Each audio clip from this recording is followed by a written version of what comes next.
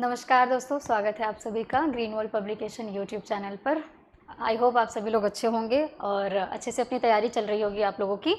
UPP का constable भर्ती का जो आया हुआ है, अगस्त में इसका परीक्षा होने वाला है और अंतिम प्रहार के तौर पर हम अपना सीरीज़ चला रहे हैं प्रैक्टिस सेट का, जिसमें मैं आपको रीजनिंग के क्वेश्चन से सॉल्व करवा रही हूँ। और इसमें एक सीरीज़ एक प्रैक्टिस सेट ऑलरेडी अपलोड कर दिया गया है चैनल पर, आप जाके उसको देख लीजिए। आज दूसरा सीरीज़ है और इसमें हम क्वेश्चंस लेकर आए हैं, तो शुरू करते हैं। आज का पहला सवाल है हमारा, देखिए आज का क्वेश्चन है, उस विकल्प को चुनिए जो तीसरे अक्षर समूह के ठीक उसी प्रकार संबंधित है। अक्षर समूह से, तीसरे अक्षर समूह से ठीक उसी प्रकार संबंधित है जिस प्रकार दूसरा अक्षर पहले अक्षर समूह से संबंधित है। ठीक है, ये कह रहा है कि जो आपका ये वाला क्वेश्चन मतलब ये जो वर्ड है, जो रिलेशन इसका इसके साथ है वही रिलेशन तीसरे का चौथे के साथ में होगा। लास्ट क्लास में भी इस टाइप के क्वेश्चंस हमने सॉल्व किया था। ये आपका क्वेश्चन जो है ये कोडिंग डिकोडिंग से है। पहले हमें इस क्वेश्चन में पैटर्न पता करना पड़ता है और तब जाकर के हम उसी क्लू से क्वेश्चन का आंसर पता करते हैं। तो इन दोनों जो दिया गया है, हमें एक क्लू दिया गया हुआ है। सबसे पहले इसका पैटर्न पता कर लेते हैं। तो यहाँ पे मैं लिख रही हूँ स्टडी, और स्टडी का कोड वर्ड में क्या लिखा गया है, TUVEand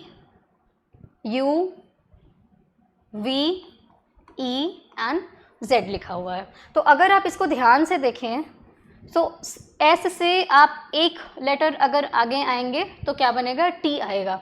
T के बाद U आता है तो ये भी +1 से आगे बढ़ रहा है। U के बाद V आता है, ये भी +1 से आगे बढ़ रहा है।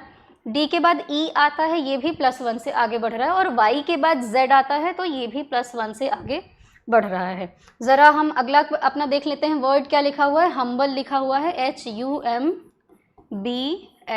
लिखा हुआ है। अब अगर हम्बल से मतलब इन सारे लेटर्स से हम एक एक लेटर आगे जाएं, H के बाद क्या आएगा, I, U के बाद क्या आएगा, V, M के बाद क्या आता है, N, B के बाद क्या आएगा, C, L, M और E का हो जाएगा F। अगर ऑप्शन में ऐसा दिख रहा है तो IVNCMF मिला लीजिए, IVNCMF, तो ऑप्शन बी आपका क्या हो जाएगा, सही हो जाएगा। समझ आ गया होगा मेरे ख्याल से। एक बार मैं रिपीट कर दे रही हूँ। पहला जो हमारे दो वर्ड्स दिए गए हैं, हर वर्ड में एक एक लेटर क्या कर रहा है, एक एक लेटर आगे बढ़ रहा है। S से T आया, T से U आया, U से V आया, D से E आया और Y से Z आया। तीसरे को भी हम क्या करेंगे, एक एक लेटर आगे चलते जाएंगे तो हमारा आंसर क्या होगा, हमें मिल जाएगा। अगला क्वेश्चन है, 7 लड़कियों जिनमें आन्या, बीरा, क्लियो, डायना, एली, फातिमा और जॉर्जिया हैं, इनमें से क्या है, इन सबकी एज जो है वो अलग अलग है, इनकी उम्र अलग अलग है। फातिमा केवल क्लियो से बड़ी है। ये जो आपका है ये सिटिंग अरेंजमेंट का क्वेश्चन होता है। लास्ट क्लास में मैंने गलती से इसको ऑर्डर और रैंकिंग वाले क्वेश्चन की कैटेगरी में रखा था। बेसिकली ये सिटिंग अरेंजमेंट के क्वेश्चन में आते हैं। ठीक है, अब इस टाइप के क्वेश्चन में हमें क्या करना पड़ता है, ऐसे क्वेश्चन में भी हमें जो आपके हिंट्स दिए गए हैं, ठीक है, उन हिंट्स को फॉलो करते हुए चाहे कोई बच्चे हैं या कोई ग्रुप है या किसी को भी बिठाया गया है, उन्हीं हिंट्स के हेल्प से हमको उनको क्रम वाइज बिठाते जाना होता है। तो ये कह रहा है कि फातिमा जो है वो केवल क्लियो से बड़ी है। तो हम क्या करेंगे, फातिमा जो होगी वो अगर क्लियो से बड़ी है तो फातिमा को हम ऊपर रखेंगे और क्लियो को क्या करेंगे, नीचे रखेंगे। ठीक है, जैसा हमको क्लू मिलता जा रहा है वैसा हम करते जाएंगे। बीरा जो है वो केवल जॉर्जिया से बड़ी है, तो बीरा जो है वो केवल जॉर्जिया से बड़ी, इसका मतलब है कि बीरा फातिमा और क्लियो से बड़ी होगी। तो और कह रही है कि अच्छा बड़ी नहीं, छोटी है, बीरा केवल जॉर्जिया से छोटी है। तो बीरा और जॉर्जिया, क्योंकि जॉर्जिया बीरा से बड़ी है और हमें ऐसा कहीं नहीं कहा गया है कि फातिमा और क्लियो से बड़ी है या छोटी है, तो हम ये मान करके चलते हैं कि जॉर्जिया अभी बीरा, फातिमा और क्लियो से बड़ी है, क्योंकि क्वेश्चन में ये कहा गया है कि क्लियो जो है वो सिर्फ फातिमा से, एक सेकेंड थोड़ा सा गड़बड़ हो गया, माफ़ कीजिएगा, एक सेकेंड। यहाँ पे ना ये फातिमा केवल क्लियो से बड़ी है, ठीक है, ठीक है, ठीक था। फातिमा जो है वो क्लियो से बड़ी है, तो क्लियो फातिमा से क्या है, छोटी है, ठीक। आगे कह रहा है डायना 4 अन्य लड़कियों से बड़ी है। तो डायना जो है वो 4 अन्य लड़कियों से बड़ी है। अगर डायना 4 अन्य लड़कियों से बड़ी है तो इसके अलावा क्या कह रहे हैं, आन्या जो है एली से छोटी है, ठीक है। डायना 4 अन्य लड़कियों से बड़ी है, तो डायना को यहाँ रख दें। डायना 4 अन्य लड़कियों से क्या है, बड़ी है। एली जो है, आन्या जो है वो एली से छोटी है। तो आन्या जो है वो एली से छोटी है, बस इतना ही क्लू दिया हुआ है। आगे क्या है, कौन है, कैसे है, ये नहीं दिया गया है, ठीक है। अब लेकिन हमें ये थोड़ा सा ध्यान देना पड़ेगा ना कि जो कौन बीरा जो है वो सिर्फ और सिर्फ किससे छोटी है, जॉर्जिया से खाली छोटी है। इसका मतलब है कि डायना से बीरा जो होगी वो बड़ी होगी, तो डायना कहीं यहाँ पे जॉर्जिया के बाद में, यानी जॉर्जिया से छोटी होगी, तो डायना यहाँ है। डायना कहाँ आएगी, यहाँ आएगी। अच्छा, डायना बड़ी है ना, डायना बड़ी है, तो ये बीच में आपके क्या आ जाएंगे, आन्या आ जाएंगे। आन्या और क्या आ जाएगा, क्या नाम है इसका, एली। एली, ठीक है। और इसके बाद में क्या है आपके, डायना, और फिर क्या होगा, जॉर्जिया। जॉर्जिया तो सबसे बड़ी होगी यहाँ पे। यहाँ पे कौन है, बीरा। अब इसको अरेंज कर दे रही हूँ, एक बार फिर से क्लियर कर लीजिएगा, थोड़ा सा इधर उधर हो गया है बताने में, एक बार फिर से क्लियर कर लिया। क्वेश्चन में आपको क्या कहा गया है, फातिमा केवल क्लियो से बड़ी है। तो हमने क्या किया, फातिमा जो है वो क्लियो से बड़ी है, तो सबसे पहले फातिमा और क्लियो को एक तरफ रखा अपनी सीरीज़ में, ठीक है। यहाँ पर क्लियो है और फातिमा जो है वो क्लियो से बड़ी है। आगे ये क्या कह रहा है, बीरा केवल और केवल जॉर्जिया से छोटी है, ठीक है। बीरा जो होगी, बाकी जो लड़कियां आएंगी वो उन सभी से बीरा बड़ी होगी, सिर्फ और सिर्फ जॉर्जिया से छोटी है, तो हम जॉर्जिया को सबसे ऊपर रखेंगे, यानी जॉर्जिया सबसे बड़ी होगी, और सेकंड नंबर पर कौन होगी, बीरा होगी, जिसकी एज दूसरे नंबर पर आ रही है। डायना जो है वो 4 अन्य लड़कियों से बड़ी है। अगर डायना 4 अन्य लड़कियों से बड़ी है तो हाँ, यहाँ पे 2 और लड़कियां होंगी, और 5वें नंबर पर कौन होगी, डायना होगी। अब ये कह रहा है आन्या एली से छोटी है, तो आन्या 3rd नंबर पर आएगी, और एली जो है वो 4थे नंबर पर आएगी। तो इस तरीके से हमारा एक क्रम बनता है, और हम देखते हैं कि सबसे बड़ा कौन है, सबसे बड़ी जॉर्जिया है, फिर उसके बाद बीरा है, फिर डायना है, फिर एली है, फिर आन्या है, फिर फातिमा है, और फिर क्लियो है। आपसे क्वेश्चन में कह रहा है कि लड़कियों में चौथी सबसे बड़ी लड़की, लड़कियों में चौथी सबसे बड़ी लड़की कौन सी है, ठीक है। लड़कियों में चौथी सबसे बड़ी लड़की कौन सी है,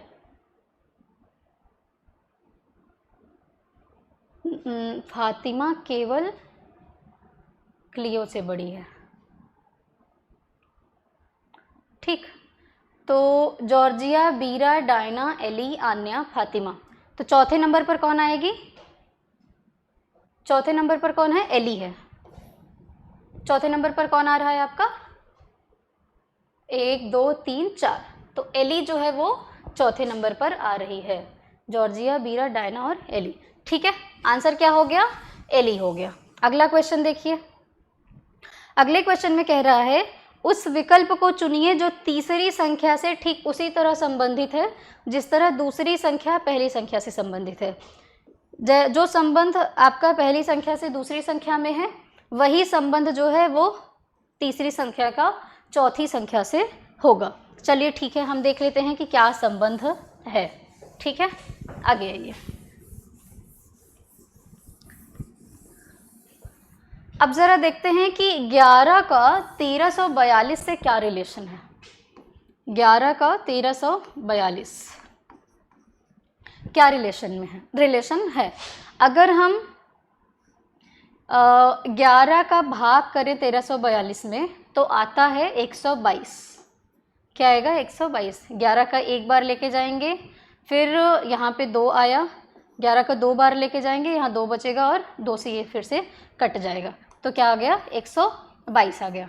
ठीक है, अब ये जो 122 आया, अगर इस 122 को हम 11 से संबंध इसका देखें तो 11 का स्क्वायर जो होता है वो कितना होता है आपका? 121 होता है, और 121 में अगर 1 जोड़ दें तो कितना आ जाएगा? 122 आ जाएगा।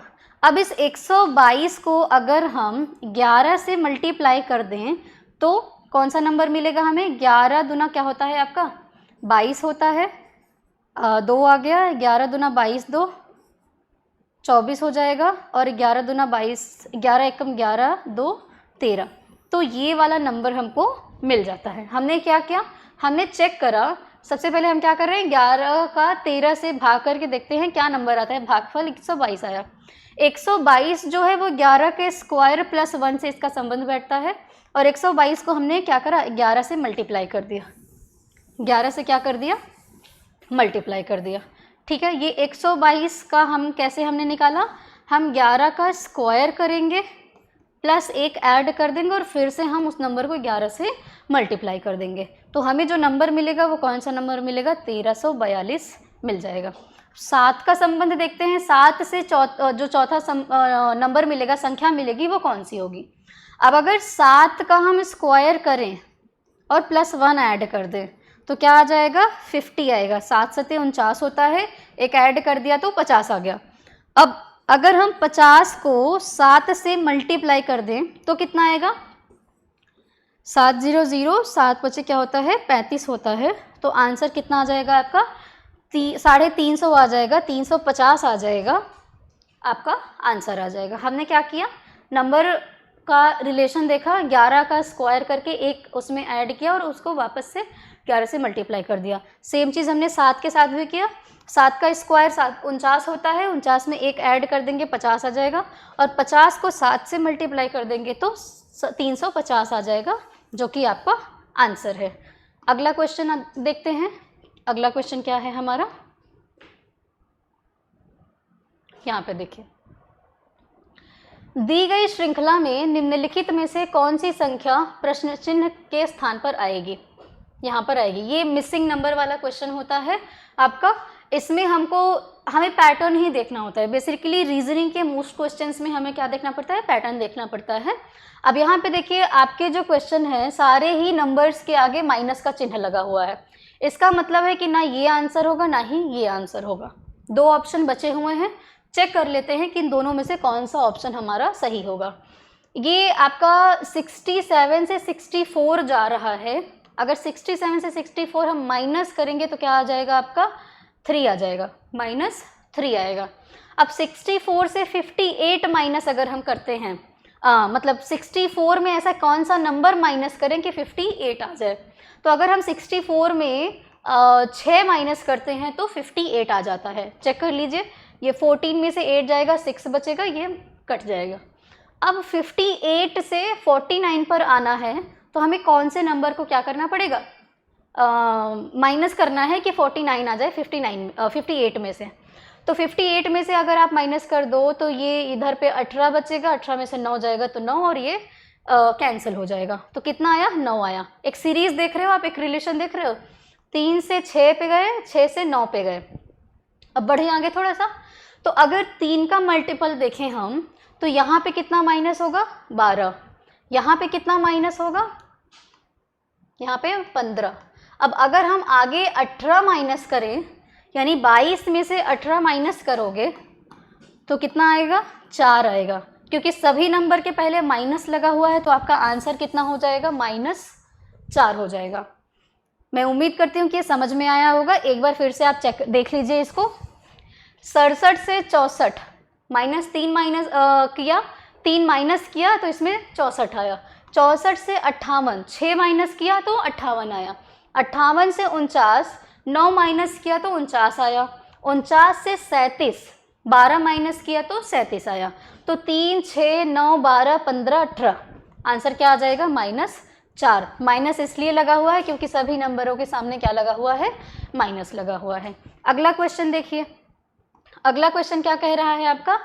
रोहन, राजीव, ऋतु, ऋषभ और ऋतिका केंद्र की ओर मुख करके बैठे हुए हैं। केंद्र की ओर मुख करके बैठे हुए हैं तो हम मान के चलते हैं कि कोई राउंड टेबल है, गोलाकार एक मेज होगी या गोलाकार कोई जगह है जहाँ पर ये लोग क्या हुए हैं, इस सेंटर की ओर मुख करके, सबका मुख इस तरफ होगा। जितने भी लोग हैं, 5 लोग हैं, तो ये सभी इस तरीके से इस अरेंजमेंट में बैठे हुए होंगे। ठीक है, अब क्या है, कह रहा है कि ऋषभ और ऋतिका एक दूसरे के ठीक बगल, सॉरी एक लाइन अभी छूट गया ना इसमें, रोहन और राजीव एक साथ नहीं बैठे हैं। पहला क्लू मिला कि रोहन और राजीव जहाँ पे भी बैठे होंगे एक साथ नहीं बैठे, उनके बीच में कोई और एक सदस्य बैठा होगा। ऋषभ और ऋतिका एक दूसरे के ठीक बगल में बैठे हुए हैं, यानी अगर हम ऋषभ को यहाँ रखें और ऋतिका को यहाँ रखें तो ये दोनों एक दूसरे के पड़ोसी हैं। राजीव ऋषभ के ठीक बाईं ओर बैठा हुआ है, तो राजीव जो है वो ऋषभ के बाईं ओर बैठा हुआ है, ये इधर बैठा हुआ है, तो राजीव को मान लिया कि राजीव यहाँ बैठा हुआ है। ठीक है, और उसके बाद क्या कह रहा है? ऋतु के निकटतम बाईं ओर कौन बैठा हुआ है? ऋतु के निकटतम बाईं ओर कौन बैठा हुआ है? ये वाला आंसर पता करने के लिए हमें पहला लाइन फिर से पढ़ना है कि रोहन और राजीव एक साथ नहीं बैठे हुए हैं। इसका मतलब है कि राजीव यहाँ, रोहन यहाँ पे नहीं होगा, यहाँ होगी ऋतिका, ऋतु कौन होगी? ऋतु, और यहाँ पर होगा रोहन, यहाँ कौन है? रोहन। तो पूछ रहा है कि ऋतु के निकटतम बाईं ओर, बिल्कुल निकटतम यानी ऋतु का पड़ोसी कौन है? वो भी बाईं ओर से, तो ऋतु के निकटतम बाईं ओर से कौन बैठा हुआ है? राजीव है। आंसर क्या हो जाएगा आपका? राजीव। ठीक है, ये है आपका आंसर। आगे आइए, अगला क्वेश्चन क्या कह रहा है? एक निश्चित कूट भाषा में ग्लैंड को ये नंबर लिखा गया है, क्या लिखा गया हुआ है? 62,437, और ग्राइंड को ये नंबर लिखा गया हुआ है 34,869, और मेन को लिखा गया है क्या? 5,692। तो उस कूट भाषा में ए को कैसे लिखा जाएगा? अच्छा चलिए इस क्वेश्चन का हम आंसर देखते हैं, पैटर्न पकड़ेंगे और अपना आंसर निकालेंगे।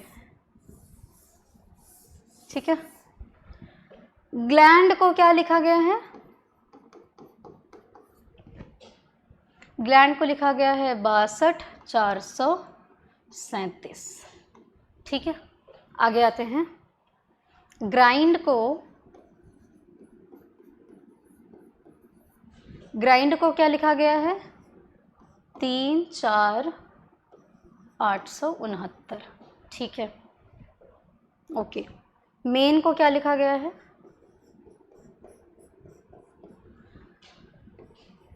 5,692। ठीक, मेन को क्या लिखा गया है? 5,692। तो उस कूट भाषा में ए को कैसे लिखा जाएगा? अच्छा, मेन को लिखा गया है 5,692, ग्लैंड को लिखा गया है 62,437 और ग्राइंड को लिखा गया है 34,869। तो सबसे पहले हम पैटर्न चेक करते हैं इनका कि इनका पैटर्न क्या है। जी जो है आपका 2 लेटर्स में हमारा क्या आ रहा है? ए आ रहा है। यहाँ पर ए को 4 दिया गया है और यहाँ पर ए को 6 दिया गया है। ठीक है, ग्लैंड नंबर क्या है? 6,437। ठीक, अब अगर हम ये देखें हमारा आंसर इन दोनों कोड वर्ड से अगर निकालें, फर्स्ट वर्ड में हमारा ए का नंबरिंग क्या है? 4 है, एंड लास्ट में जहाँ पे ए का नंबरिंग कितना दिया हुआ है? 6 दिया हुआ है। अगर हम इन दोनों का क्या करें? डिफरेंस निकालें, तो इन दोनों का डिफरेंस क्या आएगा? 2 आएगा तो A का कोड वर्ड क्या हो जाएगा, 2 हो जाएगा। सो हमारा आंसर क्या आ जाएगा, 2 आ जाएगा। ठीक है, इसको एक बार फिर से समझ लीजिए क्या होगा इसका। यहाँ पे 7 है और ये क्या है आपका D है, ग्राइंड है। ठीक है ना। ग्लैंड को क्या दिया हुआ है, 62,437, ग्राइंड को है 34,869 और मेन को है 5,692। तो हमें ए का कोड वर्ड निकालना है। अगर हम फर्स्ट वाले वर्ड में हम क्या देखते हैं कि ए के लिए 4 दिया गया है और थर्ड वाले में ए के लिए 6 दिया गया है। अगर इन दोनों का डिफरेंस देखें हम तो इन दोनों का डिफरेंस क्या आएगा, 2 आएगा। तो ए का कोड वर्ड क्या हो जाएगा, 2 हो जाएगा। ऑप्शन बी आपका सही हो जाएगा। ठीक है, अगला क्वेश्चन आइए, अगले क्वेश्चन पर हम देखते हैं। अगला क्वेश्चन है, 3 कथन दिए हैं और 2 निष्कर्ष, 1 और 2 दिए गए हैं। कथनों को सत्य मानते हुए चाहे वे सामान्यतः ज्ञात तथ्यों से अलग प्रतीत हो, निश्चय कीजिए कि कौन सा निष्कर्ष तार्किक रूप से कथन के अनुसार है। आपका कथन यहाँ पे दिया गया है कि कुछ घर फ्लैट हैं, तो ये है फ्लैट और ये है आपका घर। ठीक है, तो घर और फ्लैट में ये जो घर है, घर जो कुछ घर ऐसे हैं जो फ्लैट हैं, कुछ फ्लैट आलीशान है। अब कुछ फ्लैट कैसे होंगे, आलीशान होंगे, बढ़िया होंगे, एकदम मस्त देखने में। सभी आलीशान जो हैं वो महंगे हैं, तो सभी आलीशान क्या हैं, वो महंगे हैं। ऐसे सभी आलीशान क्या हैं, महंगे हैं।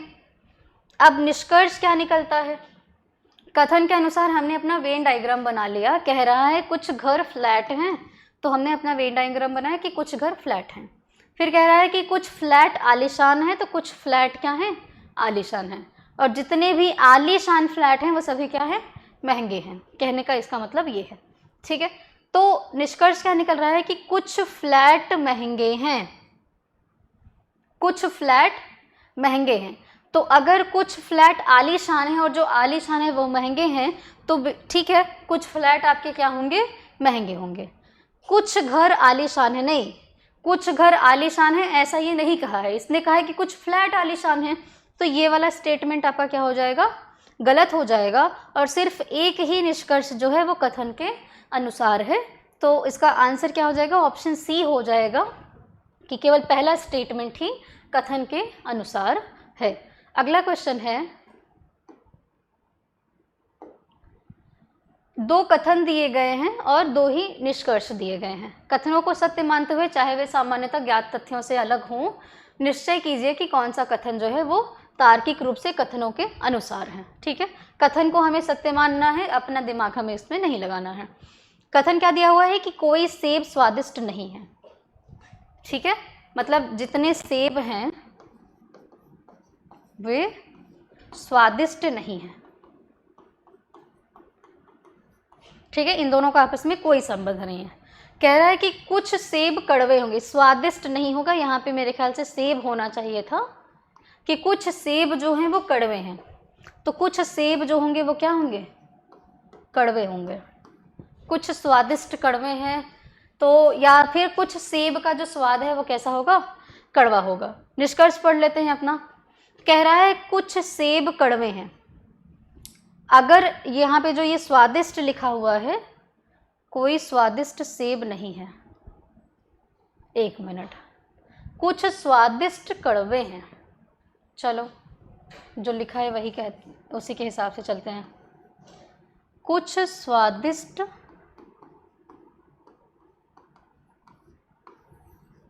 कड़वे हैं। चलिए ये मान लिया। तो कह रहा है कि कुछ सेब कड़वे हैं। कड़वे की बात नहीं की गई है सेब से रिलेटेड। सेब को कहा गया है कि कोई भी सेब मीठा नहीं है, बस इतनी बात कही गई है। कड़वे जैसा हमें कोई क्लू नहीं मिला हुआ है, तो हम इस कथन को सत्य नहीं मानेंगे कि कुछ सेब कड़वे हैं, ऐसा कहा नहीं गया है। कोई स्वादिष्ट सेब नहीं है, कोई स्वादिष्ट सेब नहीं है। तो जी बिल्कुल, क्योंकि स्वादिष्ट और सेब का आपस में कोई संबंध नहीं है, तो कोई स्वादिष्ट सेब नहीं है, ये सही कथन है। तो हम कहेंगे कि कथन 2 जो है वो निष्कर्ष के अनुसार मतलब कथन 2 का जो निष्कर्ष है वो कथन के अनुसार है, मतलब कथन का अनुसरण करता है। अगला क्वेश्चन है, अगले क्वेश्चन में आपका दिया गया है, मिसिंग नंबर से क्वेश्चन है। निम्नलिखित प्रश्न में दी गई श्रृंखला में लुप्त संख्या को चुनिए। तो जो दी गई श्रृंखला है आपका वो 4, 6, 8, 10, 14। तो 4 से 6, 6 से 8, 8 से 10, 10 से 12 और 12 से 14, 2 नंबर क्या हो रहा है, आगे बढ़ रहा है। +2 से ये सीरीज़ क्या हो रही है, आगे बढ़ रही है। तो आंसर क्या आ जाएगा, 12 आ जाएगा। ठीक है, अगला क्वेश्चन, एक निश्चित कूट भाषा में लॉयन को MKPP लिखा जाता है। लिखते चलिए, लॉयन को क्या लिखा जाता है,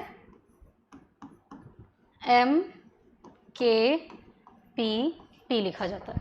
ठीक है, डियर को EGFT, DEER, इसको क्या लिखा जाता है, EGFT लिखा जाता है। और क्या है, ठीक है, तो उस कोड में गोट को क्या लिखा जाएगा। तो गोट का आंसर फाइंड आउट करने से पहले हमें पता करना पड़ेगा कि इसका और इसका क्या संबंध है, या फिर चारों का आपस में क्या रिलेशन है। चेक कर लें हम। L के बाद क्या आता है, M आता है +1। अब I के बाद क्या आता है, J आता है, तो ये +2 से आगे बढ़ा। O के बाद P आता है, तो ये +1 से आगे बढ़ा। N के बाद OP आता है, ये +2 से आगे बढ़ा। ठीक है, ओके। अब उसके बाद में D का E से रिलेशन देखते हैं। तो D से E आता है +1, E के बाद F और फिर G आता है तो +2, E के बाद F आता है +1, R के बाद S और T आता है तो +2।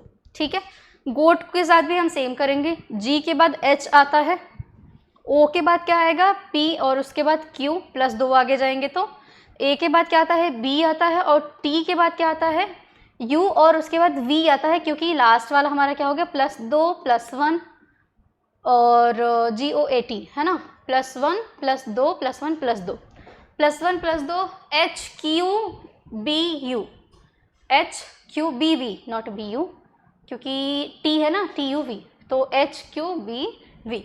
समझ आ गया, एक बार फिर से समझ लो।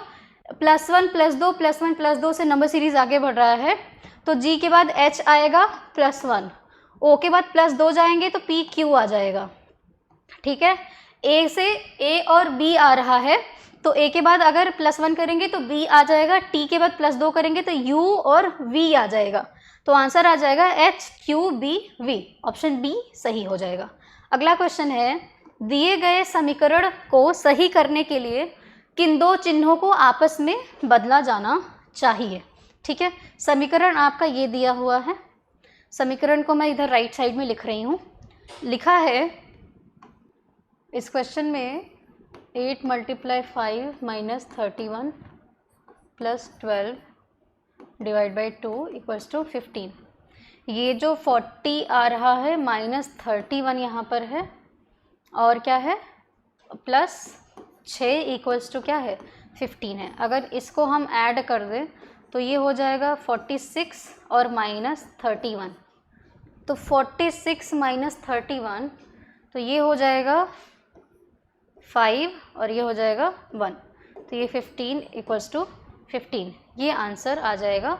और मल्टीप्लाई और इक्वल्स के साइन को इंटरचेंज करने पर इसका आंसर आ रहा है। ठीक है, क्योंकि हमने बाकी ऑप्शन से चेक कर लिया, इन सारे ऑप्शन से ही आंसर हमारा नहीं आ रहा है, तो एक ही ऑप्शन बचता है। वो ऑप्शन है कि हमने मल्टीप्लाई और इक्वल्स के साइन को क्या करा, इंटरचेंज कर दिया, और 6 और 40 को ऐड किया, तब जाकर के क्या आया है, आपका 15 आ गया है, और ये इक्वेशन क्या हो गया है, बैलेंस हो गया है। ठीक है, अगला क्वेश्चन देखिए। अगला क्वेश्चन कह रहा है, ये क्वेश्चन जितना बड़ा दिखाई दे रहा है उतना एक्चुअली इस क्वेश्चन में कुछ खास है नहीं। क्वेश्चन कह रहा है कि उस विकल्प को चुनिए जिसमें समुच्चय की संख्याएं वही संबंध साझा करती हैं जो दिए गए समुच्चय में संख्याओं द्वारा साझा किया जाता है। ध्यान दें, संख्याओं को उनके घटक अंकों में अलग अलग किए बिना पूर्ण संख्याओं पर संक्रियाएं की जानी चाहिए, यानी आप इसको आपस में और छोटे नंबर्स में तोड़ नहीं सकते हैं। जो भी रिलेशन आपको बताना है इस नंबर का इस नंबर से पूरे नंबर को एक साथ बताना पड़ेगा, इन दोनों को आपस में तोड़ा नहीं जाएगा किसी भी नंबर को, ठीक है। अब कह रहा है कि जैसे उदाहरण में आपको दिया गया है कि 13 माइनस 13 पर जब आप उसको सॉल्व करेंगे तो 13 को जोड़ना या घटाना या गुणा करना जो भी किया जाना चाहिए वो आपको 1 और 3 में डिवाइड करके उसको बांट करके नहीं कर सकते हो, 13 पे ही करेंगे आप, ठीक है। ये चीज़ वो कहना चाह रहा है। ओके, क्वेश्चन क्या कह रहा है, 500 मतलब 450 और 400। उसके बाद है अगला नंबर है 600, 550 और 500 है, 500 है। तो ये देखिए, ये जो बीच का नंबर है, अगर हम 500 में से -50 करें कितना आएगा, 450। और अगर 450 में से मतलब 450 में से अगर हम -50 फिर से कर दें तो कितना आ जाएगा, 400 आ जाएगा। दूसरे में भी देख लेते हैं कि क्या ये सेट जो बना हुआ है सेम रूल को फॉलो कर रहा है। तो 600 में से अगर 50 को माइनस करेंगे 650 आ जाएगा, 550 आ जाएगा। 550 में से अगर 50 को माइनस करेंगे तो क्या आ जाएगा, 500 आ जाएगा। अब जो ऑप्शन दिया गया है इनमें से हम ये रिलेशन ढूंढते हैं कि किस में ये वाला संबंध है, ठीक है। तो सबसे पहला नंबर जो होगा वो क्या होगा, बड़ा होगा। तो ये जो नंबर आपका है इसमें रिलेशन नहीं दिख रहा है, ये तो ठीक है, लेकिन ये डायरेक्टली 100 माइनस कर दिया है, ठीक है। एक ही ऑप्शन दिख रहा है मुझे, आप बाकी भी चेक कर लीजिए। 300 यहाँ पर है और 350 यहाँ पर ऐड किया है, ये भी ऑप्शन नहीं होगा आपका। ये वाला नंबर ज़रा ध्यान दीजिए, 400 से 50 माइनस किया 400 में से तो 350 आया, और अगर 350 में से 50 माइनस करेगा तो कितना आ जाएगा, 300 आ जाएगा। -50 से आगे बढ़ रहा है ये वाला नंबर, तो हमारा ऑप्शन ए क्या हो जाएगा, सही हो जाएगा, ठीक है। अगला क्वेश्चन देखिए, उस विकल्प को चुनिए जो 5वें पद से ठीक उसी प्रकार संबंधित है जिस प्रकार दूसरा पद पहले पद से और चौथा पद जो है वो तीसरे पद से, ठीक है। इसका संबंध जो इससे है और इसका संबंध जो इससे है वही वाला जो आपका संबंध बता रहा है 5वें का 6वें से बताना है, ठीक है, या 6वें का 5वें से बताना है। तो देख लेते हैं, कोडिंग डिकोडिंग का है और पैटर्न देखना है हमको कि कौन सा पैटर्न बन रहा है। कि उस विकल्प को चुनिए जो 5वें पद से ठीक उसी प्रकार संबंधित है जिस प्रकार दूसरा पद पहले पद से संबंधित है और चौथा पद जो है वो तीसरे पद से संबंधित है। तो कह रहा है दूसरा पद पहले पद से, अगर दूसरा पद क्या है, पहले पद से, तो एक सेकेंड, ABC EWJ है ना। तो इधर से अगर BCDE क्या हो रहा है, ऊपर की तरफ इसको लेके जाएं, EWJ ABC, तो ये -4।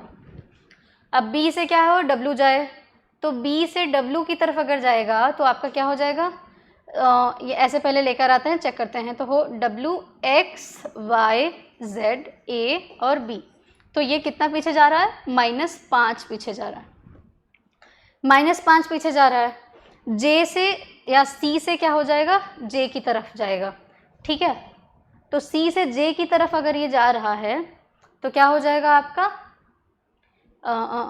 D E F G H I, ठीक। कितना हो गया ये,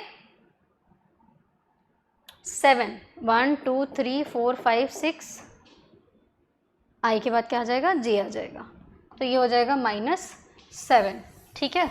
आगे आइए, कह रहा है चौथे का क्या हो जाएगा, तीसरे से संबंधित है। चौथा क्या है, NCR लिखा हुआ है और तीसरा क्या लिखा हुआ है, JHK लिखा हुआ है। N से J की तरफ आएंगे तो हो जाएगा M L K और J, -4 आ रहा है, ठीक है, अब बैठ रहा है, ठीक है, -4 आ रहा है। अब C से क्या हो जाएगा, H की तरफ, C से H की तरफ आएगा तो ये क्या हो रहा है आपका, JH है ना, यहाँ पे प्लस आ जाएगा। C से H की तरफ जा रहा है तो D E F GH plus क्या आ गया 5 आ गया। R से K की तरफ जा रहा है, इसमें R से K की तरफ जा रहा है तो ये क्या हो जाएगा KLMNOP और R 1 2 3 4 5 6 एंड 7। यहाँ पे -7 माइनस प्लस माइनस हो रहा है। ठीक है, अब क्या कह रहा है आपका PMT लिखा हुआ है, तो P से अगर हम सीरीज़ को पीछे लेके जाएं तो कितना हो जाएगा हमारा। अब क्योंकि इसमें ऑप्शन है तो ये आगे गया है, तो QRST ऑप्शन से करो। ठीक है, अब क्या कर रहा है ये, अब ये या तो +5 से आगे बढ़ेगा या -5 से पीछे जाएगा, तो ये ऑप्शन के हिसाब से ये -5 लेटर क्या होगा पीछे जाएगा। ठीक है, तो -5 लेटर जब ये पीछे जाएगा तो आपका हो जाएगा LKJI और H, तो अगला लेटर क्या हो जाएगा H। अब यहाँ पर देखो ऑप्शन के हिसाब से आपका क्या हो रहा है, पीछे नहीं जा रहा है, ये आगे की तरफ बढ़ेगा। 7 लेटर हम क्या करेंगे आगे की तरफ बढ़ेंगे, तो UVWXYZ एंड उसके बाद क्या आ जाएगा A, तो यहाँ पर आपका क्या आ जाएगा A आ जाएगा। ऑप्शन नंबर A आपका सही हो जाएगा, THA ये वाला ऑप्शन आपका सही हो जाएगा। अगला क्वेश्चन देखते हैं हम, अगला क्वेश्चन क्या होगा हमारा, ये है आपका पेपर फोल्डिंग वाला क्वेश्चन है। इसमें कह रहा है कि उस विकल्प आकृति को चुनिए जो नीचे दी गई आकृति में पैटर्न को पूरा करने के लिए प्रश्न चिन्ह के स्थान पर आएगा। ठीक, सो देखिए बहुत ही इजी सा है ये। अगर इसको इस तरीके से इस त्रिभुज को ऐसे मिला दिया जाए और यहाँ पे एक सर्कल रख दिया जाए, ऐसा वाला इमेज कहाँ दिख रहा है, सिर्फ इसमें दिख रहा है। ठीक हो गया, सो ऑप्शन बी आपका क्या हो जाएगा करेक्ट हो जाएगा। अगला क्वेश्चन, अगला क्वेश्चन है दी गई श्रृंखला में निम्नलिखित में से कौन सा अक्षर जो है वो प्रश्न चिन्ह के स्थान पर आएगा। ओके, देखिए NP तो OP +2 आ रहा है, QR +2 आ रहा है, ST +2 आ रहा है, UV +2 आ रहा है, WX +2 आ रहा है, YZ अगला ऑप्शन क्या आ जाएगा Z आ जाएगा, Z हो जाएगा अगला ऑप्शन, करेक्ट ऑप्शन हो जाएगा। नेक्स्ट क्वेश्चन, एक निश्चित कूट भाषा में भाषा में पास्ता को जो है PASTA इसको क्या लिखा गया AP19AT लिखा गया। ठीक है,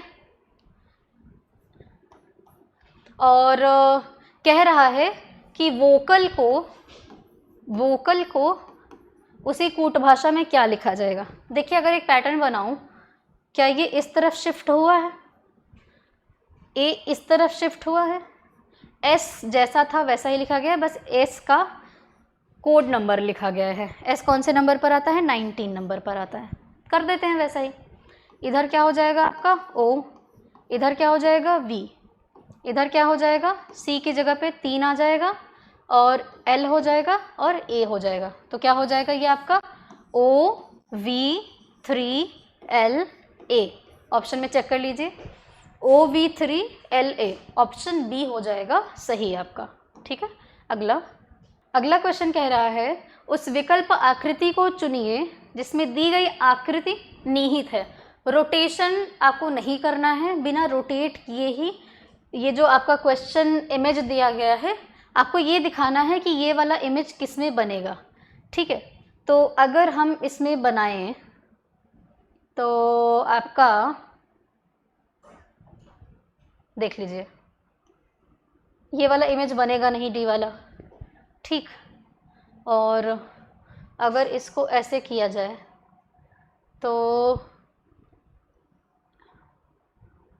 ये एक सेकेंड, अगर ऐसे किया जाए तो ये और ये ये भी इमेज आपका नहीं बन रहा है ना। सो ऑप्शन, अगर इसको हम क्या करें, इसको इस तरीके से लेट्स से इसको हम क्या करें, इसको हम स्क्वायर बनाएं इसका, पैरेललोग्राम है, इसको अगर हम स्क्वायर बनाएं तो ये क्या हो जाएगा आपका,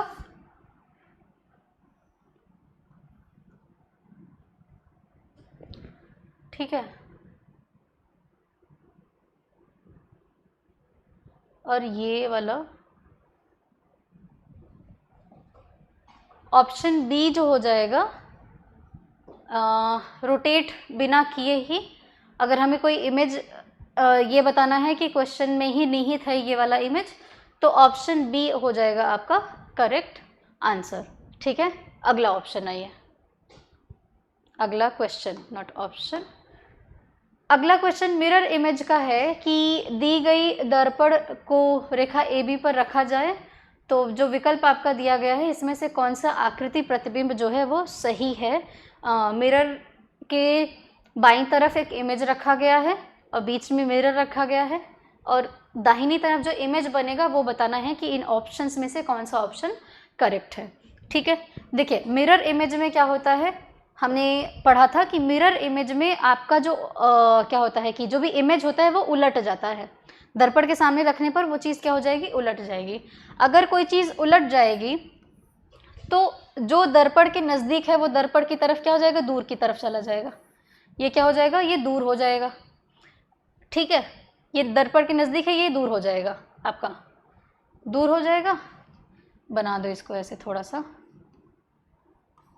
और इमेजिनेशन थोड़ा सा आप अपना बढ़ाइएगा, ये कुछ ऐसे हो जाएगा, ठीक है।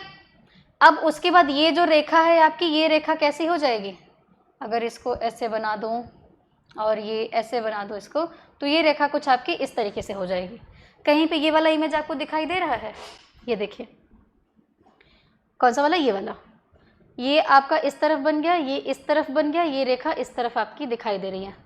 बाकी ऑप्शन चेक कर लो आप, बाकी ऑप्शन में ए वाले में जो है ये इस तरफ से, ये तो ठीक है, इतना तो ठीक है, चलिए। अब ये जो है आपका दर्पण की तरफ इसका मुंह है, तो ये दर्पण के पीछे की तरफ इसका मुंह हो जाएगा, तो दर्पण की तरफ इसका मुंह है अभी, तो ये कैसा बन जाएगा, ये उलट जाएगा, तो ये ऐसा हो जाएगा, ठीक है। और ये जो स्क्वायर है, स्क्वायर तो स्क्वायर ही रहेगा, इसका चेंज नहीं होगा। इसका मुंह देखिए, इसका मुंह बदला नहीं है, तो ऑप्शन बी जो हो जाएगा आपका करेक्ट आंसर हो जाएगा। अगला क्वेश्चन जो है, उस विकल्प को चुनिए जो पांचवें पद से ठीक उसी प्रकार से संबंधित है जिस प्रकार दूसरा पद पहले पद से संबंधित है और चौथा पद तीसरे पद से। दूसरा पद पहले पद से, चौथा पद तीसरे पद से, छठा पद पांचवें पद से संबंधित है। ओके, आइए चेक कर लेते हैं क्या लिखा हुआ है, UWFD,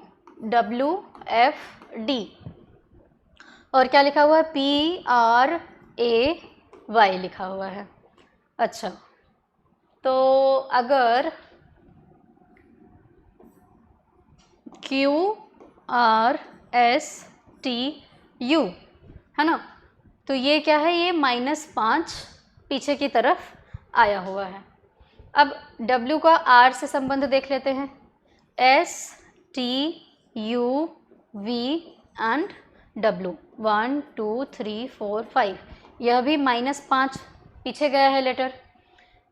अब यहाँ से हम इसका संबंध देख लेते हैं, B C D E and F, पांचवा लेटर जो है वो F है, तो ये भी -5 से पीछे की तरफ गया हुआ है, ठीक है।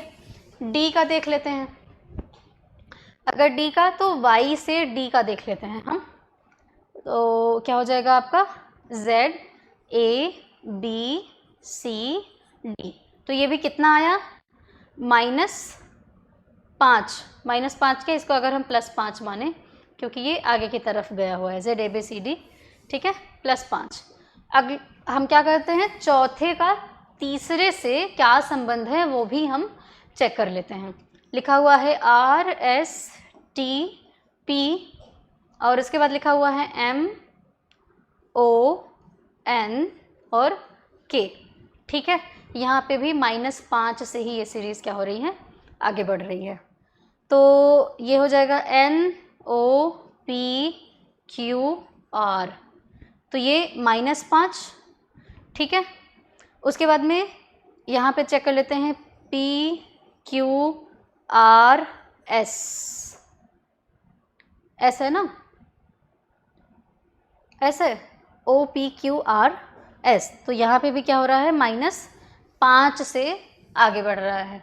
ये क्या हो जाएगा आपका O P Q R S और T।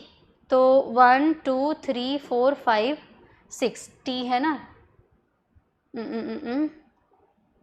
T है, अच्छा ओके, ठीक ठीक ठीक ठीक, T है। एक सेकेंड, चौथा पद क्या है, तीसरे पद से, तो R S T P M O N and K लिखा हुआ है। रिलेशन देख लीजिए इन दोनों में क्या रिलेशन बन रहा है, N O P Q R 1 2 3 4 5, तो 5th नंबर पर ये -5 आगे गया, ठीक है। O से क्या आ रहा है, S आ रहा है, तो P Q R S, ये -4 लेटर क्या हुआ है, पीछे हुआ है, ठीक है, देखते हैं।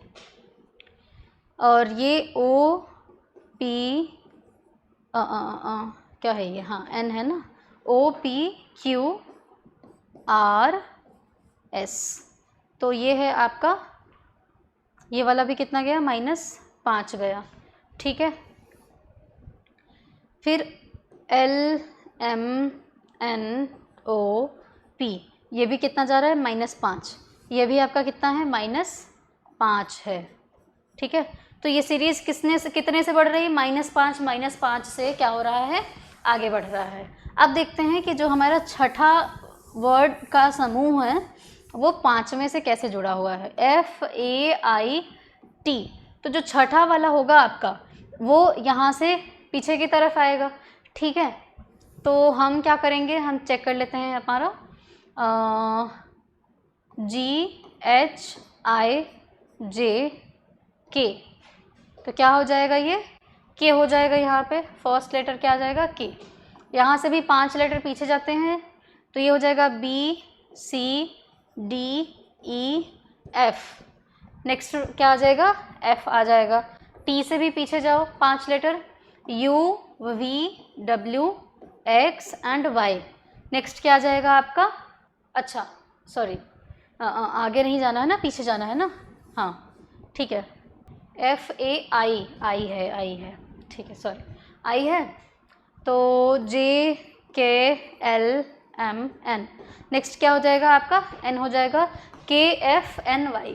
क्वेश्चन नंबर 21 का ऑप्शन C हो जाएगा आंसर आपका, ठीक है। 5 लेटर हम पीछे की तरफ जाएंगे तो आपका सीरीज जो है वो ये 6th वाला जो वर्ड होगा, छठवां जो वर्ड होगा वो अगला आ जाएगा, K F N Y। अगला क्वेश्चन कह रहा है 5 कारों C1 C2 C3 C4 और C5 की चाल की तुलना की जाती है। अब यहाँ से ये जो कार हैं, 5 कार हैं, इनके स्पीड की तुलना की जा रही है। C1 की चाल केवल एक कार से अधिक है, मतलब जो C1 है उसके नीचे केवल एक ही कार होगा, तो इसका मतलब है कि C1 जो होगा वो आपका नीचे से दूसरे नंबर पर होगा। यहाँ पर कौन है, C1 है, ठीक है, या ऊपर से हो सकता है, लेकिन ये क्योंकि एक ही से ज़्यादा है, उसके ऊपर भी और हैं, तो ये नीचे से दूसरे नंबर पर हो जाएगा C1। C5 की चाल 4 कारों से अधिक है। C5 की चाल जो है वो 4 कारों से अधिक है, इसका मतलब है कि ये 2 हो गए, ये हो गया, ये हो गया, और C5 जो है इसकी चाल सबसे ज़्यादा है। इसके नीचे कितने हैं, इसके नीचे 4 कार हैं, ठीक। कह रहा है C5 की चाल 4 कारों से अधिक है, तो सबसे ऊपर कौन हो जाएगा, C5 हो जाएगा। C4 की चाल C1 से अधिक है, लेकिन C3 और C5 से कम है। तो सबसे पहले तो C4 की चाल जो है वो C1 से अधिक है, ठीक है, और C3 तो तो सेकेंड नंबर पर, ऊपर से सेकेंड नंबर पर C3 आ जाएगा और यहाँ पर आ जाएगा C4, क्योंकि इसकी चाल जो है वो C1 से अधिक है और सबसे कम किसकी चाल हो जाएगी, C2 की हो जाएगी। ठीक है, सबसे कम किसकी चाल हो जाएगी, C2 की हो जाएगी। अब क्या कह रहा है ये, कितने कारों की चाल C3 की चाल से अधिक है, कम पूछा है। तो कितने कारों की चाल C3 से कम है, तो C3 के नीचे 1, 2 और 3 कार ऐसे हैं जिनका C3 से कम है, तो ऑप्शन डी जो है वो सही हो जाएगा। C3 से कम चाल पूछा गया है तो 3 कारों की चाल जो होगी वो C3 से कम हो जाएगी। हमने ऑप्शंस के हिसाब से और क्लू के हिसाब से क्या करा, सभी कारों को अरेंज किया और सबसे नीचे सबसे कम स्पीड किसकी है, C2 की है। सेकेंड नंबर पर किसकी है, C3 की है। C3 के नीचे 3 कारें हैं जिनकी चाल C3 से क्या है, कम है। अगला क्वेश्चन क्या कह रहा है, एक निश्चित कूट भाषा में एक्सेंट को ये लिखा गया है। ठीक है, तो कह रहा है कि वेंडर को क्या लिखा जाएगा। आइए, एक्सेंट ACCENT, कोड इसका क्या है एक्सेंट का, CCATNE।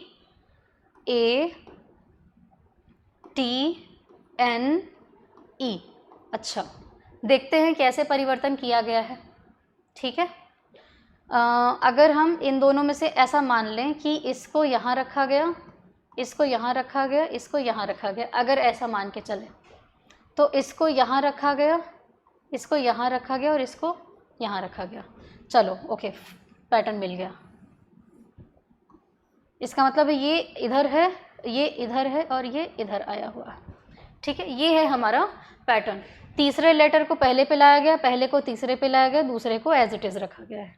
ठीक है, आइए, वेंडर को क्या रखा जाएगा, तो इसको हम इस तरफ लेके जाएं N, इसको तीसरे नंबर पर लेके जाएं V, A को एज इट इज़ रख दें NAV। NAV कहीं आ रहा है, वेंडर A नहीं है, E है ना, NEV। चलो सभी में है, कोई बात नहीं। इधर आ जाएगा R, इधर आ जाएगा O, इधर आ जाएगा D, NEVROD। ऑप्शन बी आपका क्या हो जाएगा, सही हो जाएगा। ठीक है, अगला क्वेश्चन, अगला क्वेश्चन नहीं है आई थिंक जी। ठीक है, तो आज इतना ही क्वेश्चन था जो हमने प्रैक्टिस किया। अगर आपको वीडियो अच्छा लगा है तो आप वीडियो को लाइक करिए, शेयर करिए अपने दोस्तों के साथ, सब्सक्राइब करिए हमारे चैनल को। बहुत बहुत धन्यवाद।